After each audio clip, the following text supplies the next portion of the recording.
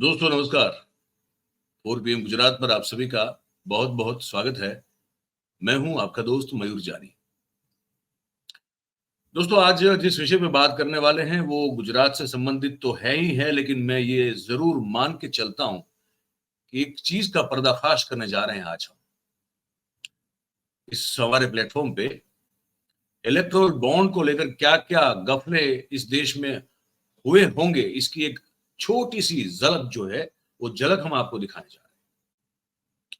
और उस पर बात में शुरू करूं उससे पहले मैं उन सबका धन्यवाद करता हूं, विशेष रूप से वो हमारे जो वैसे हमने कभी बात की नहीं है लेकिन ऐसे ही हम उनको पढ़ते हैं तो कभी कभार उनकी पोस्ट को लेकर हम वीडियो बनाते हैं। वो मनीष सिंह साहब जो कि एक्स पर बड़े सक्रिय हैं, तो उन्होंने भी जो है उस कार्यक्रम को सराहा, उनको अच्छा लगा। आप सबने बहुत सारी उस पर जो है वो एक्स पर पोस्ट की, रीट्वीट, ये रीपोस्ट की, सब किया।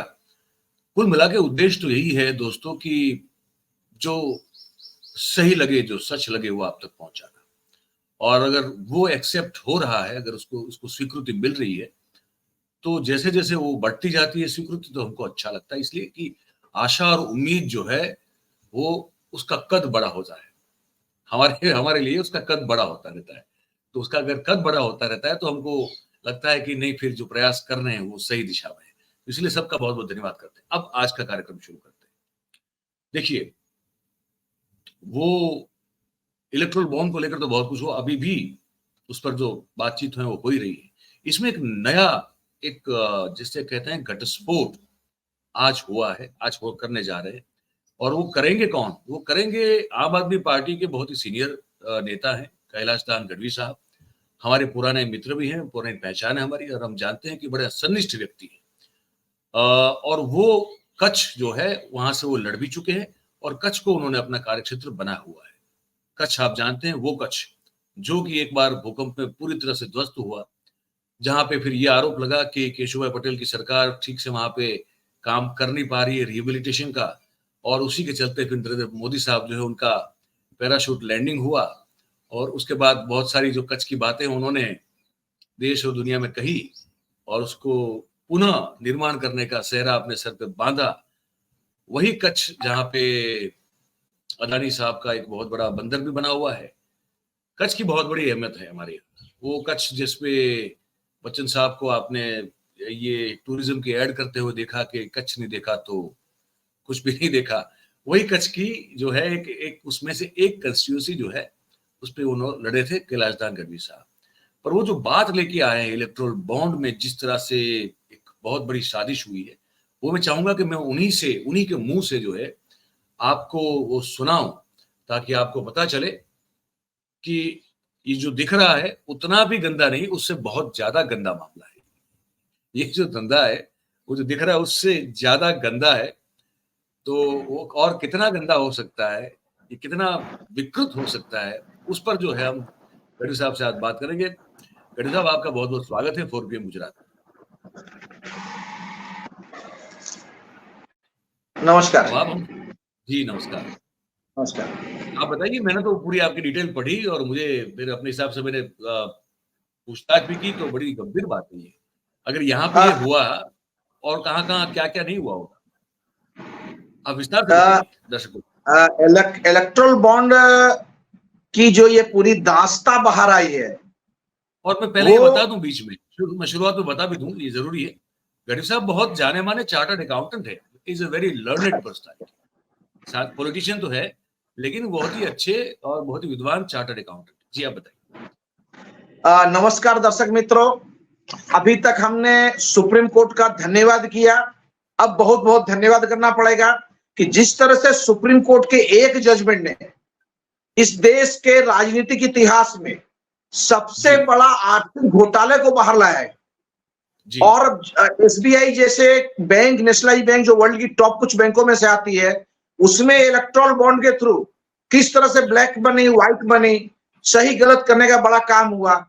और अब तक हम लोगों ने सुना है कि कोई उद्योगपति हो, कोई फैक्ट्री का मालिक हो, कोई सर्विस प्रोवाइडर हो, कोई अपने गेमिंग टाइप का कंपनियां चला रहा हो, कोई गौमांस का एक्सपोर्ट करने वाली कंपनी हो, या कोई जी। पाकिस्तानी कंपनी हो, उनसे पैसे लेकर के और इलेक्ट्रल बॉन्ड में डाल करके भारतीय जनता पार्टी तथा अन्य पार्टियों ने डोनेशन लिया।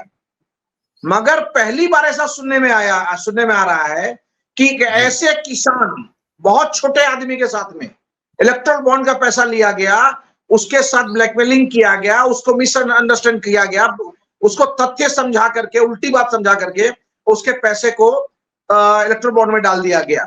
अब मैं पूरी कहानी आपको बताता हूं, मयूर भाई, आपको जान के ताज्जुब होगा। वो रकम बता दीजिए पहले, कितना कितना वो गरीब किसान का कितना पैसा जमीन का गया बॉन्ड में सीधा, ये बता दीजिए। वही बता, टोटल इलेक्ट्रल बॉन्ड में 11 करोड़ 14,000 रुपये का इलेक्ट्रल बॉन्ड इस किसान के पैसे से खरीदाया गया, और उसमें से 10 करोड़ रुपया बीजेपी को दिया गया और 1 करोड़ और 14,000 रुपया शिवसेना खाते में डाला गया, जो माहिती इंफॉर्मेशन इलेक्शन कमीशन के वेबसाइट से मुझे मिली है। अब आप सोचोगे ये 11 करोड़ रुपया छोटा सा गरीब किसान कहां से लेके आया जी। तो मुद्दे की बात ऐसी है कि आप जानते हो कि कच्छ में इंडस्ट्री का बहुत ग्रोथ हुआ है, और ये इंडस्ट्री अर्थक्वेक के बाद बेनिफिट लेने के लिए गुजरात कच्छ में आई। इन कंपनियों में से एक है वेलस्पन, जो अंजार के पास में एक वर्षा मेड़ी करके गांव है, वहां उनका प्लांट है बहुत बड़ा। उन्होंने खुद के फर्दर सेज की जमीन एक्वायर करने के लिए सरकार से रिक्वेस्ट की, हमें इस एरिया में इतनी जमीन चाहिए। सरकार ने देखा कि जमीन के सरकारी जमीनों के बीच में एक किसान जिसका नाम था सवा भाई कारा भाई मड़वर, और उसके परिवार की एक बहुत बड़ी जमीन बीच में आ रही थी, उसको वैल्यूएशन करने के लिए सरकार ने एक कच्छ कलेक्टर के ऑफिस से एक वैल्यूएशन कमेटी बनाएगी। उस वैल्यूएशन कमेटी ने इस जमीन की कीमत 76 करोड़ रुपया निर्धारित की, मगर अधिकारियों ने देखा कि इससे कंपनी को बड़ा पैसा पेमेंट करना पड़ेगा, बहुत बड़ी स्टैंप ड्यूटी पे करनी पड़ेगी, बहुत, और वो जमीन जो थी वो नई शरत, गुजरात के नियम में नई शरत पुरानी शरत होती है, नई शरत की थी, इसमें प्रीमियम भी भरना पड़ता, जो 70% ऑफ द वैल्यूएशन होता, तो अल्टीमेटली 40-45 करोड़ रुपया ज्यादा कंपनी को भरना पड़ता। इसलिए इस वैल्यूएशन के 1 साल के अंदर रिपोर्ट फाइल करके इसका वैल्यूएशन कर देना पड़ता है लोकल अधिकारी को। तो लोकल अधिकारी ने subject to approval of the collector इस जमीन की कीमत मात्र 16 करोड़ और 61 लाख रुपया कीमत इसकी नक्की की, जो कीमत 76 करोड़ रुपए थी। ये घटाने के बाद इन्होंने किसान को ये कंपनसेशन देने के लिए प्लानिंग किया और चर्चाएं की। प्लानिंग के भाग रूप में मीटिंग चालू हुई, और जैसे ही कंपनसेशन नक्की हुआ तो इसमें से 2 करोड़ 80 लाख पहले से किसान को दे दिया गया था। बैलेंस अमाउंट जो है 13.81 करोड़ रुपया जब किसान के खाते में आने की तैयारी हुई, तब उस समय वेलस्पन कंपनी एसीजेड का जो ऑथराइज पर्सन था, जो डील पूरी कर रहा था, वो महेंद्र सोढ़ा करके, उसी तरीके से वहां पे अंजार नगर पालिका का शहर प्रमुख, बीजेपी का शहर प्रमुख अंजार शहर का, वो और एक और अधिकारी, इन सबों ने मिलकर कंटिन्यूस 8 से 10 बार मीटिंग की वेलस्पन फैक्ट्री के गेस्ट हाउस में, और वहां किसान को कन्विंस करने की कोशिश की कि तुम्हारे इतने सारे पैसे आ रहे हैं, अगर ये पैसे तुम्हारे खाते में रखोगे, उपयोग करोगे, तुरंत के तुरंत ईडी, सीबीआई, इनकम टैक्स और अन्य विभाग के लोग तुमको हैरान कर देंगे, तुम्हारा जीना दुभर हो जाएगा। अभी सरकार की एक अच्छी बॉन्ड आई है, उसमें जो तुम पैसे डालोगे, उस पैसे से तुम्हारा पैसा 1.5 हो जाएगा, और उस पैसे का तुमको तुरंत फायदा होगा, और फिर तुमको ये कोई टेंशन भी नहीं रहेगा। तो इसके पीछे वो अधिकारी, वेलस्पन के स्टाफ और पॉलिटिकल आदमी, बीजेपी का जो होद्देदार था, इन्होंने समझा कि इसके पैसे को हम इलेक्ट्रल बॉन्ड में डाल दे और पॉलिटिकल गेन ले लेके हमने इतना पैसा दिलवाया पार्टी को। इस तरह करके वो किसान को लेकर गांधीनगर गए, वहां के एसबीआई ब्रांच जहां पे इलेक्ट्रल बॉन्ड इशू हो रहा था, इलेक्ट्रल बॉन्ड इशू कराया 10 अक्टूबर 11 अक्टूबर 2023 में, और उसके बाद ये इलेक्ट्रल बॉन्ड पार्टी डोनेशन में डाल दिया, जो मैंने बताया कि 10 करोड़ रुपया डाला इन्होंने बीजेपी खाते में, 1 करोड़ 14,000 रुपया डाला शिवसेना खाते में। इस तरह ये पैसा पूरा उपयोग कर, शिवसेना कौन सी, शिंदे वाली? वो स्पष्ट नहीं है उसमें अभी। शिवसेना मतलब बट नेचुरल वो शिवसेना जिसको इलेक्शन कमीशन रजिस्टर्ड किया है, जो नाम दिया है। अब ये हो गया। अब आप समझो, किसान को फिर 1 महीने, 1.5 महीने, 2 महीने, 4 महीने किसान ने फॉलोअप चालू किया, भाई मेरा पैसा कब आएगा, कब 1.5 होगा, कि अमाउंट छोटी नहीं थी, 11 करोड़ 14,000 रुपए थी, तो बार बार फॉलो कर रहा था। तो एक स्टेज के बाद वेलस्पन के अधिकारी जो था महेंद्र सिंह सोढ़ा, उसने मना कर दिया कि तुम्हारा कुछ पैसे तो था वो कर लेना, हो सके वो कर लेना। तो उसने घबरा के अपने वकील से पूछा, बाजार में जानने की कोशिश की, मगर परिस्थिति ऐसी हुई कि वो कहीं पता ही नहीं चला पैसा गया कहां, क्योंकि इलेक्ट्रल बॉन्ड का कोई इंफॉर्मेशन नहीं था। इस बीच सुप्रीम कोर्ट का जो ऑर्डर आया और इलेक्शन कमीशन के साइड में जब पैसे डाले गए तो वहां से पता चला कि ये आदमी के नाम से इतना डोनेशन गया है। तब ये बात पूरी बाजार में आई। मुझे याद है, जहां तक मैंने वो जब नाम पढ़ा तो वो मनवर, तो मैंने कहा ये तो हमारे हैं लोग हैं। मैंने याद है मुझे उस सूची में मैंने मनवर सरनेम के 3 नाम पढ़े, 2 महिलाएं हैं और 1 पुरुष है। हाँ, ये वही किसान है। अच्छा। और छोटे लोग हैं, बेचारे मजदूर लोग हैं। इनकी जो ओरिजिनल जमीन जो ये कंपनसेशन मिली है ना, ये जमीन में पियत भी नहीं है, यहाँ कुछ उगता नहीं था, मगर जमीन बड़ी थी और 4 दिन में वैल्यूएशन हुआ इतना बड़ा। अच्छा, ये मुझे तब आश्चर्य हुआ जब मैंने पढ़ा वो सूची में। मैंने कहा ये तो गुजराती सरनेम है हमारी। मनवर वैसे बेसिकली आपको पाए जाते हैं सौराष्ट्र में, कहीं ना कहीं जूनागढ़ जिले या अमरेली जिले में, पर वो माइग्रेट हुए हो तो फिर गुजरात में कहीं भी हो सकते हैं। मैंने कहा ये इंडिविजुअल नाम से ये 3 लोग हैं। मैंने कहा ये कोई बड़े उद्योगपति भी हमारे ध्यान में है नहीं, कोई ऐसे मनवर हो। तो मैंने कहा ये कौन हो सकते हैं, मतलब उस समय मेरे मन में सवाल उठा था। और मैंने जब 4 PM के हमारे दर्शकों को उस कार्यक्रम में हमने ये सवाल भी उठाया था कि ये लोग कौन है, ये समझ में नहीं आ रहा है कि ये इतनी मतलब 3-3, 4-4 करोड़। जैसे आपकी लाइट हुई ना, आपके जैसे लाइट हुई ना, वैसे उसके लोगों बहुत लोग लाइट हुई। उसी में से इनका एक वकील था, उसने जब रिसर्च किया तो बोला अरे ये तो इलेक्ट्रल बॉन्ड में पैसे डलवा दिए, ये तो गए पैसे इनके। तो ऐसी परिस्थिति में उसने एक पुलिस केस किया, जो अभी तक FIR 15 दिन पहले पुलिस केस किया, अभी तक FIR नहीं हुआ उसका। उसी तरीके से कोर्ट में भी ये लोग गए हैं और तीनों आदमी के विरुद्ध में गए। एक अपना जो महेंद्र सिंह सोढ़ा है उसके विरुद्ध में, और बीजेपी का जो पोस्ट होल्डर है अंजार शहर प्रमुख उसके विरुद्ध में, और जो अधिकारी इन्वॉल्व हो रहे थे उनके बारे में उसने नोंद किया है। एक कौभांड ये हुआ जहां पे किसान के पूरी जिंदगी कमाई जो सोच नहीं सकता वो मिलने की तैयारी हुई, और ये सब साफ कर दिया इन्होंने। दूसरा, इसके बड़ा का जो रेवेन्यू को नुकसान हुआ, जो सरकारी खजाने तिजोरी में नुकसान हुआ। आप जानते हो तो गुजरात में आज भी प्रदीप शर्मा करके कच्छ का कलेक्टर था, उसने आज तक बहुत अच्छा अर्थक्वेक के बाद बहुत अच्छा कच्छ में काम किया, मगर आज वो जेल में है। वो क्यों जेल में? बहुत सारे केस में से एक केस ये भी है कि 2,500 रुपए का स्टैंप ड्यूटी का नुकसान राज्य सरकार को करवाया था, जिस कारण उसको जेल में, आज भी जेल में जाना पड़ रहा है। उसके पीछे जेल का कारण आप और हम पत्रकार और दोस्त जानते हैं कि कुछ और कारण है, वो अभी चर्चा का विषय नहीं है। इस केस में 76 करोड़ की वैल्यूएशन वाली जमीन जो कमिटी ने कलेक्टर कचहरी से बना के दिया था, उसको घटा करके 16 करोड़ 61 लाख करने में आया। तो लगभग 59-60 करोड़ के आसपास का वैल्यूएशन को इधर से उधर कर दिया गया, जिसके कारण लगभग 45 करोड़ रुपए का रेवेन्यू लॉस हुआ। कैसे है कि पहले 42 करोड़ 42 करोड़ का जो 70% प्रीमियम भरना पड़ता, कि जमीन है ये पुरानी जमीन थी, नई शर्त की जमीन थी, और जमीन बहुत सारा टेक्निकल फेरफार करने पड़ते, गुमास्ता या अपना गणोद्धारा फेर करना पड़ता, इसलिए इसकी ड्यूटी भरनी पड़ती, इसको प्रीमियम भरना पड़ता। तो 42 लाख रुपया प्रीमियम और 3.5 से 4 करोड़ रुपया स्टैंप ड्यूटी, ये दोनों फॉरगॉन हुआ, दोनों चला गया, जो सरकार की तिजोरी में बड़ा नुकसान कह सकते हैं इसको। मगर ये निर्णय लेने वाले मामलतदार अधिकारी अभी भी बाहर है, अभी वो चीफ इलेक्शन ऑफिसर है कच्छ के, और बाकी भी अधिकारी जो है। कितने का नुकसान कह सकते हैं प्रिसाइसली? सरकार की तिजोरी को कितना नुकसान? लगभग दोनों मिला के 45 से 46 करोड़ रुपए का नुकसान हुआ है, रेवेन्यू लॉस हुआ है, जो 76 करोड़ के वैल्यूएशन में इनको मिलता और किसान को ज्यादा मिलता। पर ये पूरा काम मात्र कॉर्पोरेट को बचाने, उस कंपनी को बचाने के लिए ये पूरा काम किया गया कि उसको इतना टैक्स ना भरना पड़े,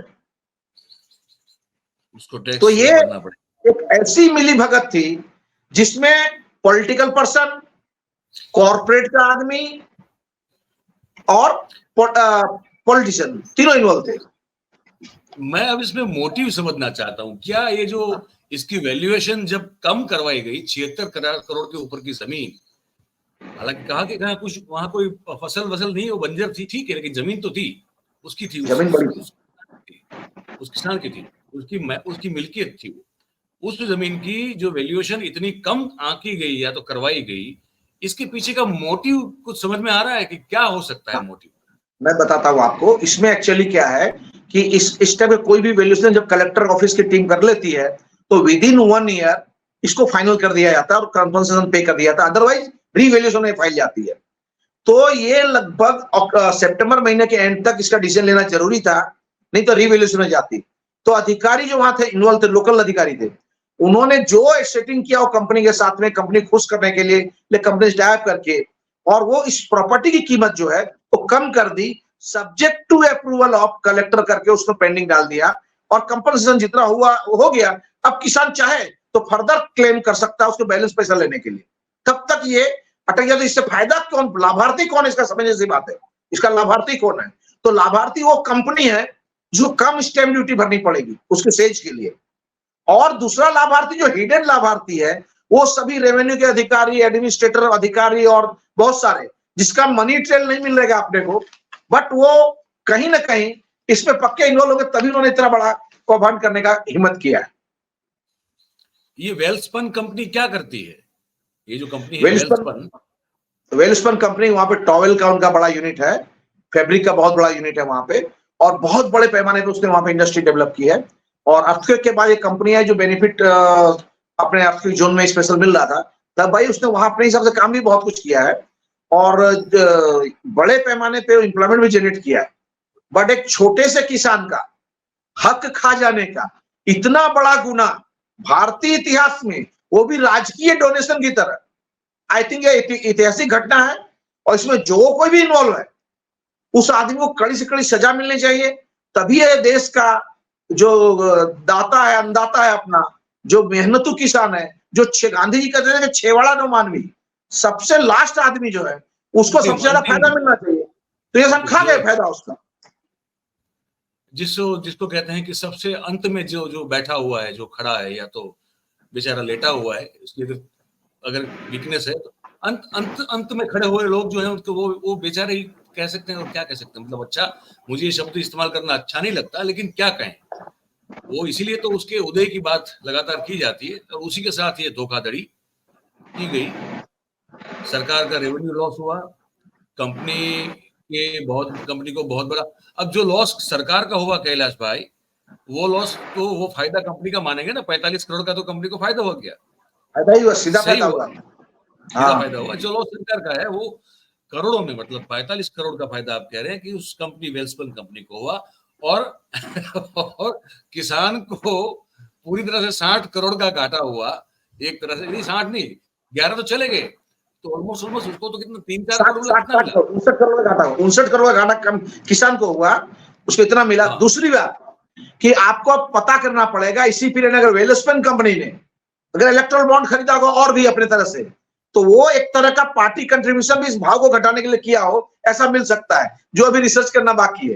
ये आपके मीटिंग के साथ, आपकी चर्चा के बाद नया चीज निकला है अपनी चर्चा में, जिसको फिर से देख के मैं बताऊंगा आपको जी। तो ये आप सभी इस भाव को कम करने के लिए जो कुछ भी पॉलिटिकल डोनेशन हुआ हो, वो हुआ ही होगा, वो देखना बाकी है, वो बाकी है। तो दोस्तों आप सुनिए क्या क्या हो रहा है। जमीन की कीमत 76 करोड़ के ऊपर है थोड़ी, उसको कम किया जाता है, और कम करके उसको 16 करोड़ के आसपास रखा जाता है, और उसके लिए जो भी धांधली की जानी चाहिए वो सब की गई। तो किसान को 60 करोड़ के आसपास का नुकसान हुआ, सरकार को 45 करोड़ के आसपास का राजस्व का, रेवेन्यू का नुकसान हुआ, और वेलस्पन कंपनी को उतना ही 45 करोड़ का फायदा हुआ, और किसान को झुंझुना मिला। क्या मिला? झुंझुना मिला। और उसके 11 करोड़ को उसको ये कहा गया कि ये ऐसा बॉन्ड है सरकार का नया, जिसमें 1.5 गुना पैसा मिलेगा तुमको। और इस तरह से बहला फुसला के उससे वो 10 करोड़ बीजेपी को डलवाया गया, और कैलाश जी कह रहे हैं कि 1-1.5 करोड़ के आसपास डलवाया गया ये शिवसेना को। और फिर किसान को पता चलता है कि ये तो मुझे मूर्ख बना दिया गया पूरी तरह से, और अब इसकी कोई एफआईआर लिखने के लिए तैयार नहीं है, ये गढ़वी साहब कह रहे हैं। जी बताइए। एफआईआर हमने वहां पेपर फाइल किया है, बट अभी एफआईआर फाड़ा नहीं है, कोई इन्वेस्टिगेशन अभी तक नहीं हुआ है। हाँ, वो जैसे होगा। रजिस्टर्ड हुई क्या? नंबर दिया वहां हमने आवेदन दिया है, तो अभी एफआईआर फाड़ी नहीं उन्होंने। कल शाम तक एफआईआर नहीं फाड़ेगी, कल शाम तक नहीं फाड़ेगी। मजा नहीं मयूर भाई, बड़ा इंटरेस्टिंग है। आपको बीजेपी का चाल चरित्र समझना पड़ेगा। अपने आज भारत में सबसे ज्यादा दुखी कौन है? तो अपना किसान, और दूसरा सबसे ज्यादा दुखी कोई हो तो अपने राम भगवान। दोनों के साथ इन्होंने चीटिंग की। राम भगवान की जमीन की कीमत जो कम थी उसको एक दिन में बढ़ा करके करोड़ों रुपए का कौभांड किया, और हमारा जो अन्नदाता है उसकी कमी ज्यादा थी उसको घटा के उसे अन्याय किया। तो भगवान राम को भी दुखी किया और अन्नदाता को भी दुखी किया। तो कहीं इनकी जो चाल चरित्र जो है ना, वो देश के लोगों को नुकसान कराने की है। भगवान तक को इन्होंने नहीं छोड़ा है। ये अलग बात है कि भगवान के नाम पे वोट लेने निकलते हैं, पर ये दुख है वो है। आप और हमको ये समझना ही पड़ेगा, लोगों को ये समझना पड़ेगा कि कहीं राष्ट्र धर्म का मतलब क्या। जो राष्ट्र धर्म इनका सच्चा होता तो पुलवामा अटैक के बाद वो पाकिस्तानी कंपनी से डोनेशन नहीं लेते। अगर ये गौ माता के प्रेमी होते, अगर ये गौ माता के प्रेमी होते, वो जो है ना वो काफी वो डाउटफुल मामला है, क्योंकि ठीक है, वो जो ठीक है। हाँ वो और अगर ये गौ माता के प्रेमी होते, नहीं ये गौ माता के प्रेमी होते तो वो बीफ एक्सपोर्ट कंपनी से डोनेशन नहीं लेते। लेकिन वो जो पाकिस्तान की कंपनी बताई जा रही है ना, वहां मैं श्योर नहीं हूं कि वो पाकिस्तान की है, क्योंकि मैंने जितनी जांच की तो बॉन्ड को देख के बात कर रहे हैं, बाकी तो फैक्ट तो पता चलेगा, उतना बाहर आएगा तो पता चलेगा। अभी आपको नहीं मिला, मुझे मालूम नहीं उस फैक्ट के बारे में जी। पर गौ माता को भी नहीं छोड़ा इन्होंने। नहीं वो नहीं छोड़ा, वो बात तो सच है, वो नहीं छोड़ा। अरे किसी को नहीं छोड़ा सर, वो तो दिखता है किसी को नहीं छोड़ा, पर अब पता चलता है कि छोटे से बिल्कुल छोटे से आम किसान को भी नहीं छोड़ा। और अब तक जो है पुलिस आपको एफआईआर नंबर नहीं दे पा रही है। जब रजिस्ट्री होती है फर्स्ट हैंड इंफॉर्मेशन, ये फर्स्ट वो जो पहली एफआईआर जिसको कहते हैं फर्स्ट हैंड करते हैं रजिस्ट्रेशन, उसका अगर नंबर नहीं मिलता इसका मतलब ये कि वो फाइल नहीं हुई है। इनकी पॉलिसी बहुत स्पष्ट है कि आप डोनेशन दो, दान करो, धंधा लो। दूसरी है कि भय में रहो या दान करो। तीसरी है कि जेल में जाओ या दान करो। तो इन्होंने दान जमा करने का इसको बेसिकली एक्सटॉर्शन मनी बना दिया। और एक्सटॉर्शन मनी का सिस्टम कैसा रहा आप देखोगे कि हमारे पक्ष के केजरीवाल जी को, जिस आदमी उसका जो अप्रूवर बना है, उस आदमी ने डोनेशन देकर अपने बेटे को जेल से बाहर निकाला, और जेल से बाहर निकलने खुद अप्रूवर बना, और उसका फिर से 55 करोड़ रुपए उसने डोनेशन, 60 करोड़ रुपए डोनेशन दिए। तो कहीं ये जो गंदा खेल चल रहा है राजनीति में, बोला ना, भारत के इतिहास का सबसे बड़ा राजकीय आर्थिक घोटाला है। लेकिन आपने मजे की बात देखी, प्रधानमंत्री जी को किसी ने तमिलनाडु के एक चैनल ने पूछा कि ये, तो उन्होंने कहा कि अब ये पता भी कैसे चला, अगर मैं ये इलेक्ट्रल बॉन्ड लाता ही नहीं तो पता कैसे चलता। अब ये कहते कहते महापुरुष भूल जाते हैं कि आप ही के द्वारा एडवोकेट जो है, मतलब एसबीआई को डिफेंड करते हुए एडवोकेट ने ये कह दिया था कि भाई वो गुप्त है, वो हम नहीं डिक्लेयर कर सकते। अगर सुप्रीम कोर्ट ने डंडा नहीं लिया होता हाथ में तो कहाँ किसी को पता चलने वाला था कि कौन दाता है, किसने कितना दिया है। तो ये पता नहीं कैसे कैसे जो है इस तरह के कामों की क्रेडिट ले लेते हैं, जो हालांकि उन्होंने किए नहीं है। हाँ जी, एक कोरिलेटेड बात बता रहा हूं आपको कि प्रधानमंत्री जी को ऑलवेज ऐसा लगता है कि सुप्रीम कोर्ट का जो भी जजमेंट आता है उनमें उनका बड़ा हाथ है, ऐसा उनको एक फीलिंग है। आपने देखा होगा राम मंदिर का, जो आज राम मंदिर बना तो सुप्रीम कोर्ट के जजमेंट से बना। बीजेपी की तो बहुत सालों सरकार थी, मगर कब बना? जब सुप्रीम कोर्ट ने आदेश दिया बनाने के लिए। लोग भी समझने को तैयार नहीं है, तो शायद जानते ही नहीं है कि उसमें कहीं इस जो केस लड़ा गया राम मंदिर को लेकर, जहां तक मेरी जानकारी है उसमें भारतीय जनता पार्टी कोई पक्षकार नहीं है, कहीं नहीं है। उसमें विश्व हिंदू परिषद भी, जहां तक मेरी जानकारी है, कहीं पक्षकार नहीं है। नहीं है, वो लीगल फाइट में ये लोग कहीं पक्षकार तो है ही नहीं। दो मंदिर ट्रस्ट, मंदिर और मस्जिद ट्रस्टी था जो ये लड़ाई लड़ रहा था, इनका कोई रोल भी नहीं है कहीं पे। मैं ये बोल रहा हूं वहां जो सुप्रीम कोर्ट का जजमेंट आया और उस जजमेंट से मंदिर हमने बनाया फीलिंग है, वैसी फीलिंग यहाँ पे है। इन्होंने सब विरोध किया, नहीं होना चाहिए, नहीं होना चाहिए, पर जब सुप्रीम कोर्ट ने जजमेंट दे दिया और जाहिर करना पड़ा, बोला मैंने किया। तो कहीं प्रधानमंत्री जी को एक भ्रम है दिमाग में कि सुप्रीम कोर्ट में डायरेक्ट जजमेंट वो करते हैं, ऐसा कंफ्यूजन है उनको। और ये न्यायपालिका के लिए भी अपमान है, न्यायपालिका का।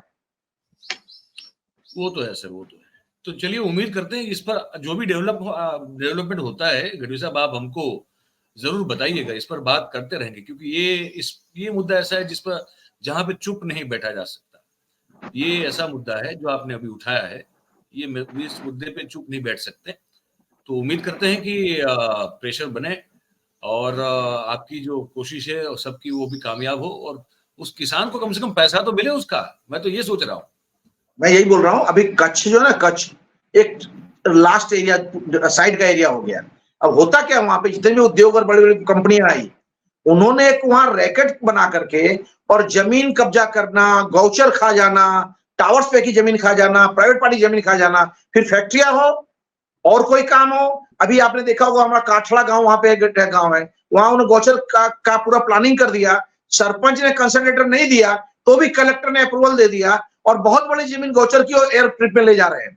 उसी हिसाब से अपने जो वहां पे जो पवन चक्कियां लगी है, वो भी किसानों की जमीन में ऐसी जगह पवन चक्की लगा देते हैं, बाद में झगड़ा चलता रहता है। और ये पूरा एक रैकेट काम कर रहा है, सरकारी स्पॉन्सर लोग हैं और पुलिस अधिकारी हैं और अधिकारी हैं, ये सब मिल करके किसानों को हैरान करते हैं, उनकी जमीनों पे कब्जा करते हैं। किसान कोर्ट में कितना लड़ेगा, उसकी लड़ने की ताकत लिमिटेड है, और कोई बोलने वाला नहीं, कोई सुनने वाला नहीं।